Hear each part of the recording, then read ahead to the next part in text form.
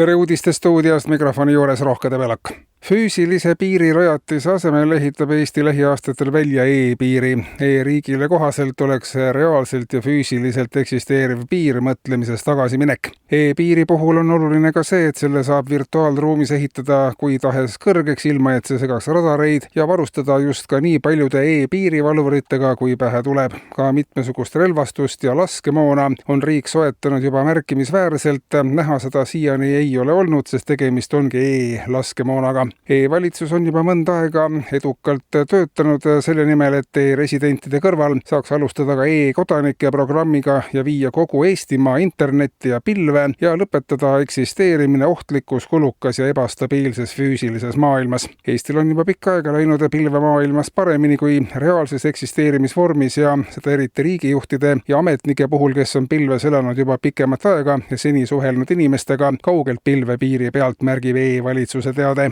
E-Eesti saab e-valitsuse pressiesindaja Eepo Trilla sõnul lõplikult valmis 2 aasta jooksul ja siis kaovad alatiseks kõik probleemid.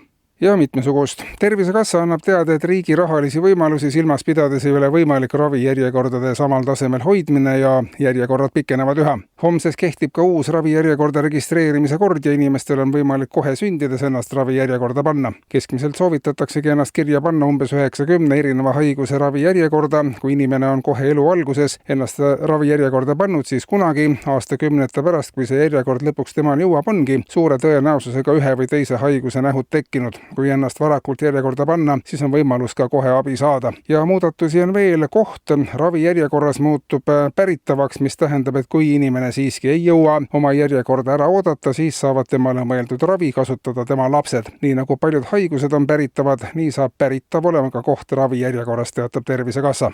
Veel majandusest. Majandusministeerium teatab, et Eestisse tuumajaama rajada sooviv Fermi Energia on töödega alustamas. Eelprojekteerimisest on samm edasi astutud ja peatselt algavad reaalsed ehitustööd. Projekti ühe juhi Sandor Liive sõnul kaevatakse esimese asjana Letipea küla lähedusse kilomeetri sügavane mäluauk, mille kasutusvaldkond on mitmekesine. Peamiselt on mäluauku vaja sellisel juhul, kui tuumajaama ehitamiseks on kulunud 100 miljonit eurot ja jaama endiselt keegi tuvastada ei suuda. Siis saab käivitada tuumajaama projekti teise osa ja kutsuda turistid vaatama maailma kõige sügavamat ja kallimat kollektiivse mäluauku.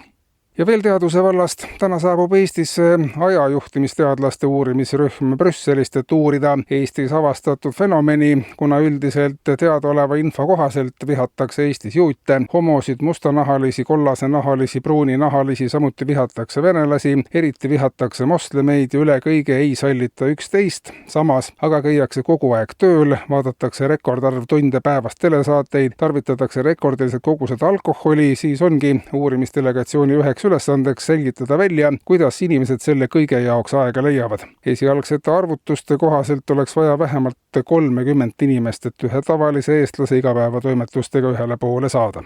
Eetris olid uudised.